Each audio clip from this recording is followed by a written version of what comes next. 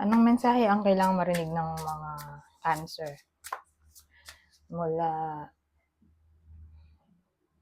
January 12 to 18, 2025? Pwedeng nangyayari na to o mangyayari pa lang. Kung di man para sa inyo itong magiging reading, di baka para sa someone na malapit sa inyo o sa someone na kakilala nyo mismo. Baka may lumabas na gender mamaya, gawin nyo na lang energy, masculine at feminine energy. Pwede rin naman na wag nyo na pansinin ang gender. Hindi ko masasabi kung anong magiging reading, kung positive o negative, depende sa kung anong mapipick up kong energy.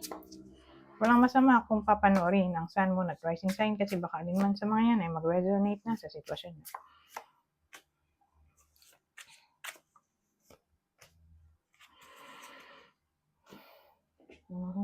So sa case na to, meron tayong baliktad na Chariot. Ay, lahat sila baliktad maliban dito. Baliktad din to. 2 of Cups, saka 3 of Wands. At least, upright yung tawag dito. Ito. Yan ang mahalaga. Okay? Na yung 9 of Cups ay upright. Lalo't nandyan siya sa huli. Pero bakit nga kaya? Anong nangyari dito? Nag-away ito. Kasi ito, may understanding. May love. Pero dito, more like, nangyayari na to.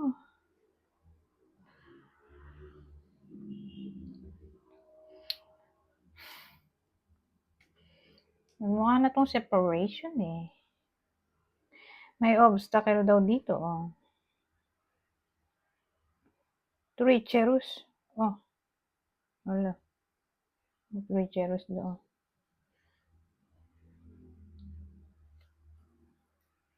So, ito yung 9 of Cups natin. Parang, kung gagamitin natin yung word na yun, treacherous, may someone na naging deceitful, kaya nag-lead sa separation. Kasi nauna to eh. So, more like, naghiwalay na. O, may gusto nang makipag-hiwalay. Kung sila pa. So again, due to treacherous daw eh, ibang meaning nun ay deceitful. Kasi kanina, inisip ko, kung obstacle, ano ko pa ba? Clarify, lumabas na yung treacherous doon. Pero at least nga, nandito yung 9 of Cups. So, more like, may chance pa ng reconciliation. Kung yun ang wish. Siyempre, case-to-case basis naman eh, di ba? So, ewan ko kung anong wish nyo. Basta ang mahalaga may wish na magkakatotoo. Kasi, again, kung dito hiwalay, trust issues ang problem. Pero again, hopefully, maayos pa. Pero again, depende nga. Ano bang trip nyo? Kasi may iba sa inyo, ayaw na eh. So, kung ayaw na talaga, edi happy alone. Kasi, pwede rin namang yung 9 of Cups ay happiness, pero alone siya. Pero kung 10 of Cups, edi happy kasama yung mga mahal niya sa buhay. So, ito mo like happy and satisfied na mag-isa. But anyways,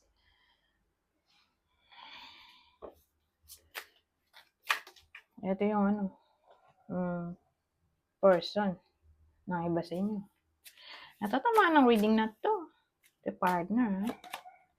Whether ex o ito yung current partner. Sagittarius, Libra, Leo. So, yan yung pwedeng mangyari sa week na to. Pero tingnan natin. Iba pang scenario.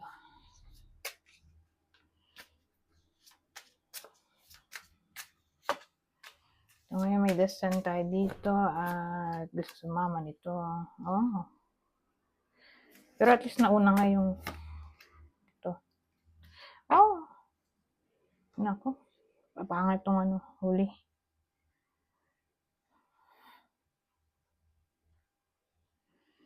Sana ito na lang dito. Tapos ito dito. Parang naging clear na sa taong to, lalaki. Yung pain kasi siya eh. More like, pamilyado siya. Kung pamilyado kasal, doon lang tatama tong reading.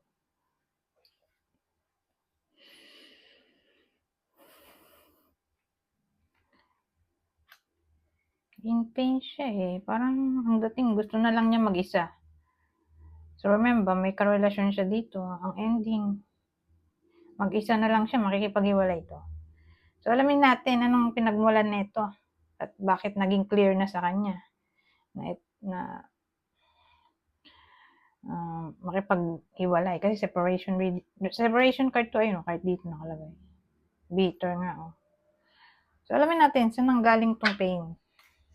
Ano eh, parang ang dating masyadong painful yung naging sitwasyon kaya gusto na niya makipag-hiwalay o ayaw na niya makipagbalikan. So, saan nanggaling yung Three of Swords? Kasi kung nangyayari na to, wala pa rin reconciliation. Pero kung mangyayari pa lang, ito, may lalaki nga makipag-hiwalay. So, mamaya, may clue naman tayo eh. Para malaman nyo kung para sa inyo ba itong reading o hindi. Ano ba to? Three of Swords natin. May 7 of Cups. Kasi, itong 7 of Cups, ayun o, nakalagay naman pala dito. Choices. Or, lots of choices o lots of options. Ayun, kaya nga ang dami niyang pagpipilian dito. Na para bang wini-wish niya o tinatry niya i-manifest. Nagde-daydream siya. Ayun, daydream. Fantasize. Illusion. Ayun.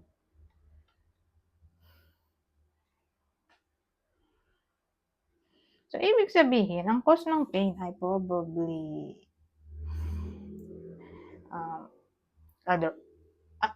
cheating. Kasi kung other option, cheating. Ngayon, kung iba pang other option, sabihin natin magulang, may magulang na ayaw sa relasyon. O ambisyon, dahil sa ambisyon. Kaya gusto mo makipag-iwalay. Pero maganda nga kung i-clarify natin dahil masyado malawak, di ba? Masyado malawak yung term. Gusto na talaga makipag-hiwalay dahil gusto niya mag-try ng something new. Ito ay card ng take risk. Mag-try ng something new. Kaya nga siya new beginning. Being full. Crazy. In a way na sarili lang niya iniisip niya. Hindi niya na iniisip yung possible consequence ng kanyang magiging aksyon. Pero tingnan pa natin. Ay, wala na tong teamwork. Bumaliktad yun. Wala na cooperation mo. Like, may someone na nag-cheat nga. Sumubok magmahal ng iba. Ang reason ay wala na daw kasing teamwork. Parang feeling ng isa, wala nang pag-asa yung relasyon dahil wala na silang teamwork. So, naghanap na ng iba yung isa dahil di na nga masaya. Probably yung babae yung naghanap ng iba. Kaya yung lalaki yung in pain dito. So, again, kunin nyo lang yung info na sa tingin nyo i-fit sa inyo dahil ito ay general reading. Marami tayong spread kung saan pwedeng tumama sa inyo o dun sa kakilala nyo o mahal nyo sa buhay. Pero sa case na to, babae yung nagloko. O magloloko. So, ito. So, sobrang pain na naramdaman ng lalaki. Ayun. Gusto niya na makipag-iwalay.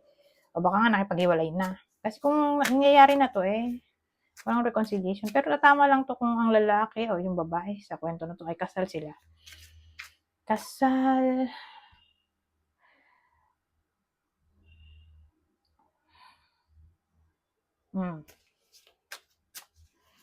Ay ko. Ito yung zodiac sign. Ng partner. Ng Cancer sa kwento. Siya na malayo. So, dito Libra, no? Scorpio.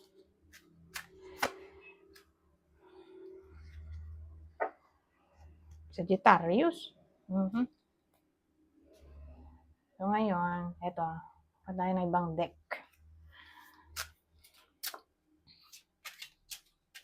Pang ibang information ang maaaring makakuha natin dito.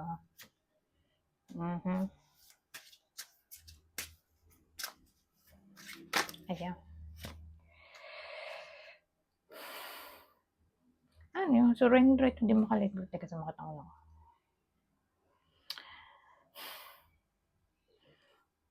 So, ang case dito, ito kasi yung card ng ano eh. Pag ganyan siya, nag-surrender na lang yan. Sumuko na. Dahil sa nangyari sa kanya, kasi in pain siya, oh. Parang ano siya, sinaktan. Siguro dahil napagtripan siya. Kasi kakaiba yung hitsura niya, oh. Parang binuli yung tao dito. Eh ngayon, pagkatapos siyang saktan, dinispatcha na siya. Para tawag dito, walang makaalam ng ginawa ng nanakit sa kanya. Kaya ayun, tinapon sa dagat para walang evidence. So ngayon, pag ganito, ang dating sa akin, although sugatan yung tao dito, molay kayo yon, pipilitin nyo bumangon para makuha nyo ang inyong justice. Pero tingnan natin, ano ba to? Kung yun yung meaning, bakit ganito to? Kasi ganun ang ginagawa ko. Pinagko-combine ko lang yung information. Ito kasi yung grandma. So kung titingnan nyo, si grandma, nawala na sa tamang wisyo. Ganun talaga. Pag tumatanda, di ba? Ngayon, yung dal niya, akala niya, anak niya yun. So ngayon, siya yung card kung saan naging irrational siya sa pag-deal ng kanyang emotion in a way na binuhos niya lahat ng kanyang pagmamahal dun sa dal. Dal yun. Di ba? Pero again, sira na nga yung kanyang perception, kaya gano'n. Kasi nga, ang isip niya ay anak niya yon. So siya yung card ng pag-pay attention sa mga walang kwentang bagay, in short. Pero paano natin ko-combine doon?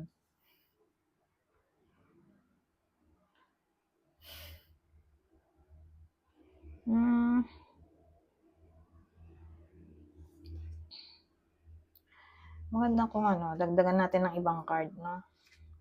Medyo confusing. Anong deck ito? Kasi pwede rin tong card ng pagiging delusional. Dahil nga, parang nabaliw na si Lola dito. Pero tingnan natin. Ibang detalye.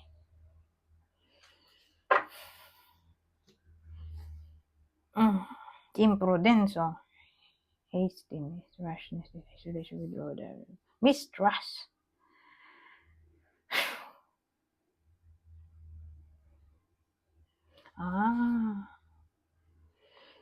Ang dating kasi sa akin, martyr to. May iba sa inyo na naging martyr. So, doon papasok yung delusional na tingin nila kapag nag-stick pa rin sila doon sa partner nila o sa someone. Kasi hindi naman to laging relasyon.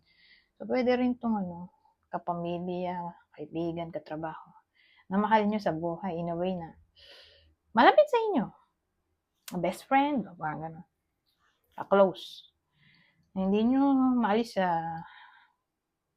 sa buhay nyo dahil nga napamahal na kayo. Parang yan, si Lola, sa kalindal niya, napamahal na si Lola dun sa dal. So, ang dating, although wala namang pinapakitang emotion tong dal sa kanya, gusto niya pa rin, di ba? Dahil, mahal niya nga yung dal. So, parang ang dating dito, may someone na cold.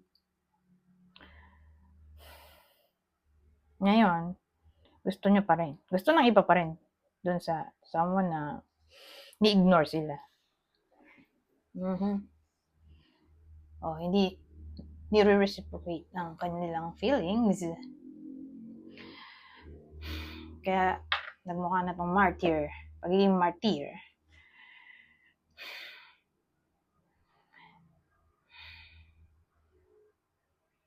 Ngayon, paano papasok tong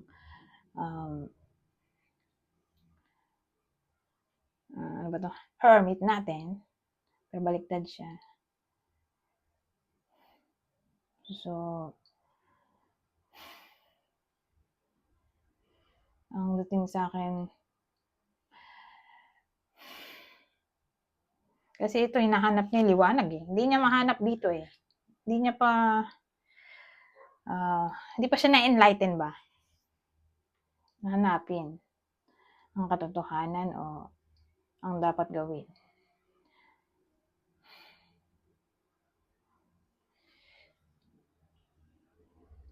Kaya darkness doon.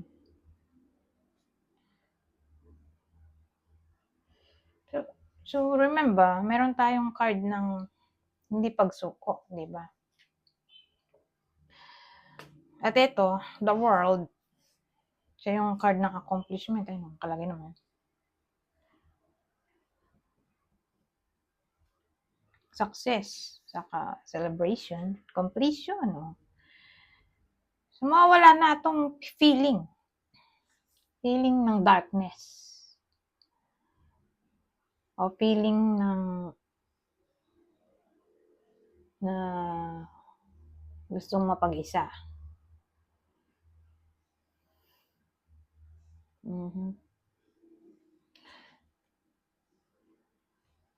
So, sa madaling salita, ang gagawin nitong the world, ibabaliktad niya to. Hanapin niya ang kanyang enlightenment.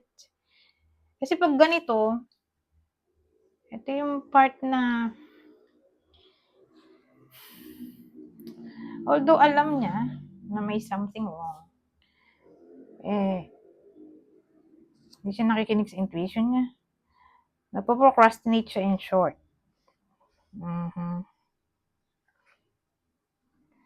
Saka, ano pa ba? Pagbaliktad yung hermit. Takot. Puno siya ng takot. Saka,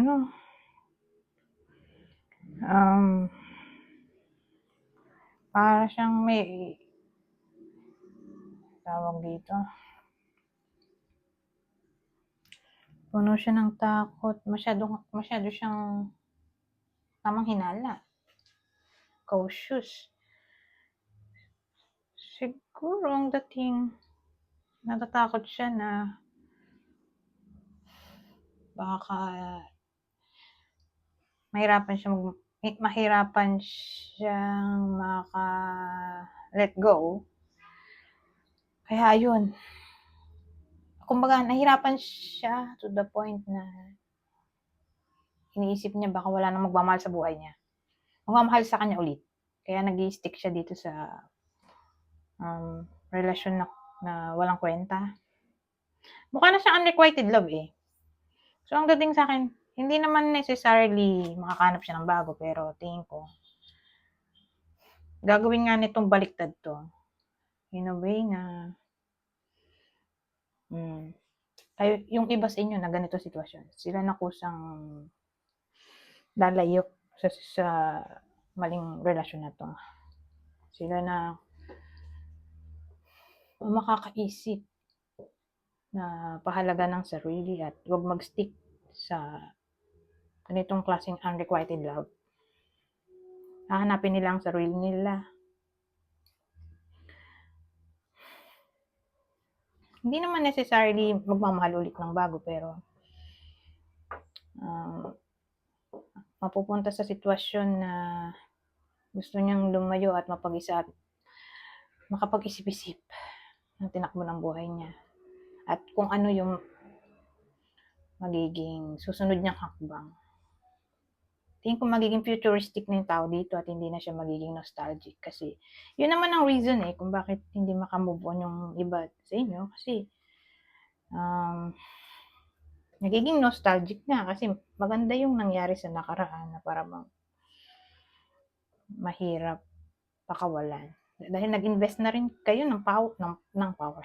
Nag-invest ng effort, energy, money. Ano ba yun? Effort, energy, money, time. Marami na kayong ininvest na panahon ba? So dahil dyan, nahihirapan yung iba sa inyo na kumawala. Although alam nila sa sarili nila na wala nang silbi. Na magstay dahil wala rin naman nangyaring pagbabago. So wala nang dating dito. Hindi na kayo magiging martyr in short, yung iba. So, punta tayo dito sa susunod. Ay, ito pala, zodiac sign.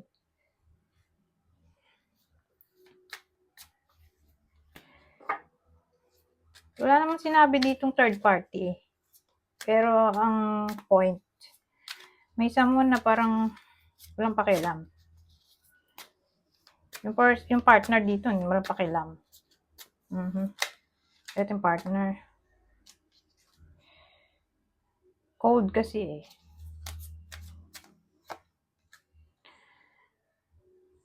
Parang wala nang care. O bored na yung person.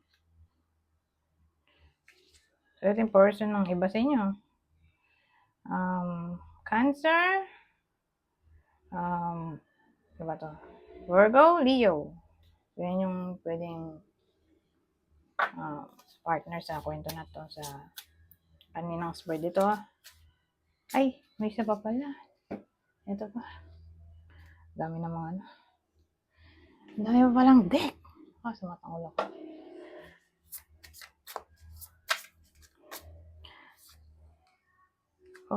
The heart na to. The heart, the mature man. So, ang dating sa akin. Ito, tatay na. Nakalagay naman, Tatay. 40 years old and above na lalaki. Lolo. Butler. O baka friend nyo. Kung di man literal na kayo to, di friend nyo, o tatay nyo, o anyone na ganito yung sinabi ko na description. Ano to? So, more like, in-encourage na gawin kung ano man ang gusto niyang gawin. Kasi, may mga tao na masyadong logical. So, dahil masyadong logical, nagpo-procrastinate. Di ba? So, ganun. Sundin niya passion niya, in short.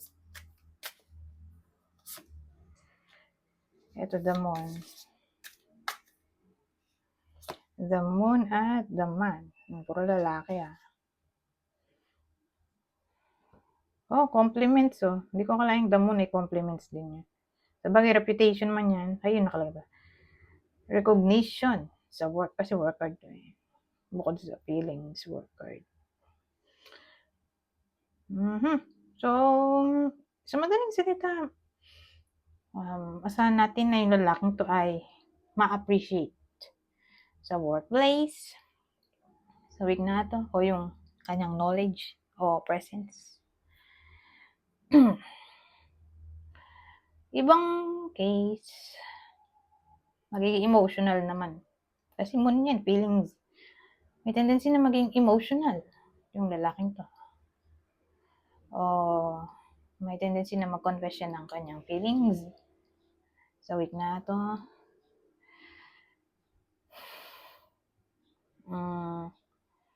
O baka maging workaholic siya. Pwede rin. Pero sa week lang na to. Iba pang case,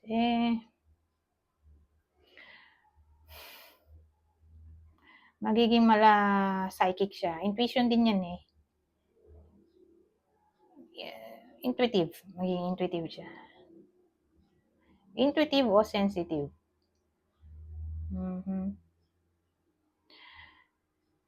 Who knows? Baka pwede rin siyang maging moody. O, pwede man ganun eh. May someone na magbabalik sa buhay niya.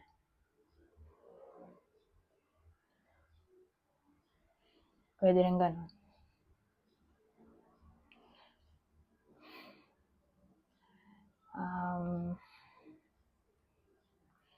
Actually, ibang case, kung single yung lalaki, may tendency na magka-crush siya o may magka-crush sa kanya. Ngayon, kung may nililigawan siya, di baka maging sila na. So, case to case basis. Ngayon, yung effort niya, depende kung saan yan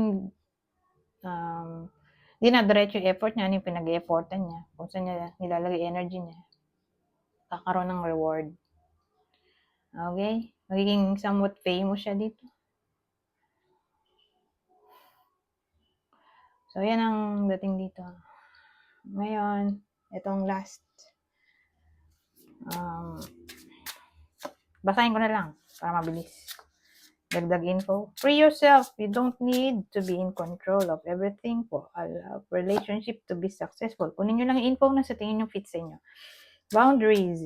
You need to teach people how to treat you by being clear on what you will or won't allow.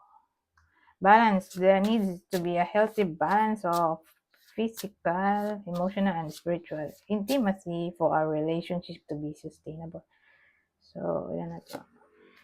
Gratitude. You need to be grateful for the love already present in your life to attract more of it. Overthinking. Playing negative scenarios in your head is creating issues which weren't there at first. Ito ang huli. New love, diba? Sabi ko sa yung sa the moon at the man. Pero, who knows? Baka di lang para sa man. Kasi, in general na to. Pero specifically sa lalaki. 80% sa lalaki. 20% lang sa babae. Na ito nga may new love para sa mga single. A new chapter begins, whether it is with a new partner or in a current relationship. So, pwede rin pala ito sa current relationship in a way na marireawaken ang relasyon. Okay? Anyways, hanggang dito na lang. Goodbye po now.